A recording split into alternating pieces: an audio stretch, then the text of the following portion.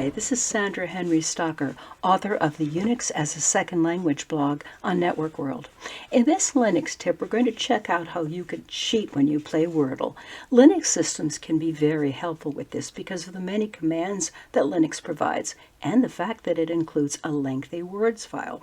In my system, this is user shared dict words, and it's nearly 500,000 words long. But since Wordle only uses 5-letter words, the first step should be to copy those lines to a separate file. And I'm going to use a command like this. Here we're grepping 5-letter words. We're changing everything to uppercase and removing any duplicates, and we're creating this file. Now, if you want to check what a difference that makes, there's the words file beforehand, and there's the 5-letter words file, which is much smaller, has less than 23,000 lines. Now, if I were guessing and just entered the word agent and found out that the E in the middle was the correct letter in the correct position, as was this T at the end, but this A at the beginning was a correct letter but in the wrong position, well, I could run a command like this and pick out all the words that have E in the middle and T at the end, and then have a list of 159 words to look through. Or I could add the rest of what I know.